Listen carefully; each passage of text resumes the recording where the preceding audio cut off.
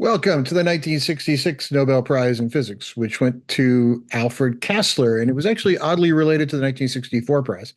Officially, the prize went for the discovery and development of optical methods for studying Hertzian resonances in atoms. Now, that's a big fancy way of saying he used a piece of technology to study energy levels in atoms. So when you go from that ground state to a higher state, which we've talked about on the channel many times, there's a resonance that allows you to do that. And he came up with a way to really study those resonances as well, which was an enabling bit of technology that allowed development of the laser and the maser. Now, we did learn from the previous prize winners that atoms and molecules, according to quantum mechanics, have these discrete energy levels that electrons will go into as they get more and more excited until eventually the electron spins off and you have a plasma. But when those electrons are attached and they just get excited to a certain state and then they cascade back down, certain frequencies are either emitted, and to excite them, you have to have a certain frequency absorbed. So that emission part is where you get lasers. An emission part is where you learn a lot about the different energy levels in the atoms. But in 1950, Alfred Kastler studied that the fact that electrons can be pumped up to those fixed higher energy levels with the application of light or electromagnetic radiation of other wavelengths, but it would only be absorbed in the discrete levels to get from one level to another, one energy level to another. But once those things get excited, they will cascade back down, and that emission will result in some kind of the process of them falling back to that lower energy level. And that effect makes precise measurements on energy levels possible. So that cascade down effect really lets you really understand those energy levels. And it's a vital tool in the development of the laser, which won the prize in 1964.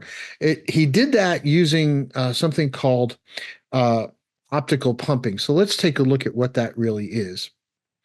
Now, all that was a great pile of scientific gobbledygook, right? So we kind of understand some of those words, but maybe not in that order. So let's do this a little more simply. He used something called optical pumping, which is a process where light is used to raise atoms or molecules from a lower energy level to a higher one. And that's really kind of a cool thing, but it's very commonly used in lasers, especially higher powered lasers, as that sort of raising them up using these optical cavities or optical pumps are becomes very efficient, especially when you're dealing with higher energy levels. So those types of optical pumps, those types of optical systems that allow you to raise those energy levels, come in a variety of configurations. You have pumping cavities, flash lamp pumps, arc lamp pumping, you have electrical pumping, you have even a rare case where you'll use a nuclear reactor to pump a laser to a very high state. Now, high-powered lasers wouldn't be possible without this sort of knowledge, without this sort of capability. And high-powered lasers are one of the things that are very likely to change the face of the Earth in a way that I'm not sure everybody really fully understands. So when you deal with electrical generation, you have a certain number of ways to do that. You can burn fossil fuels, you can do nuclear fission, which results in lots of bad byproducts, or you can do nuclear fusion. Fusion is the energy source that the sun uses to generate all the heat that allows us to survive here on Earth. And of course, the light and all that kind of stuff. It makes the universe go around.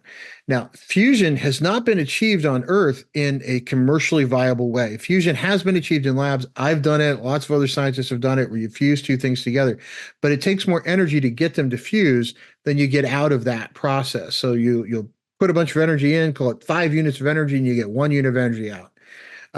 That's not good, right? Especially if you're trying to generate energy for people's homes, because you just have to, it's not really beneficial.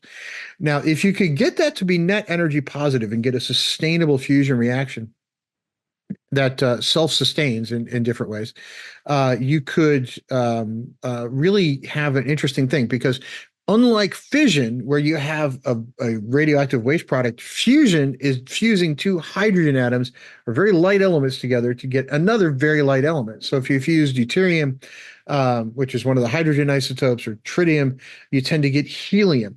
So you get something that's not radioactive as a byproduct of this nuclear process.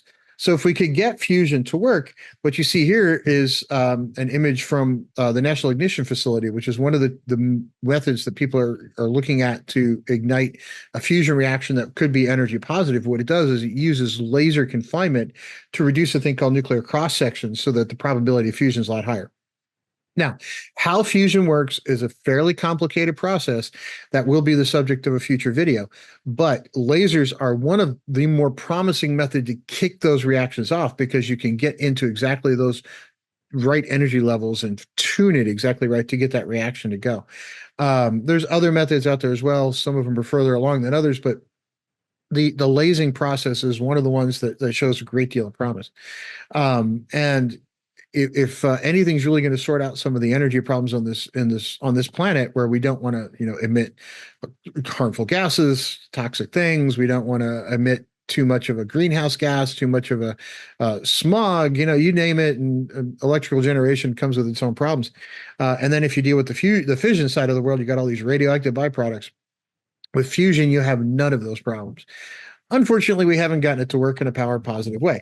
However, that being said, if you could get the right laser and the right reaction and the right configuration, there's a lot of hope there. So here's another one that we have a prize that gave us a tool that has changed things already, because lasers are all over the place. We use them all the time.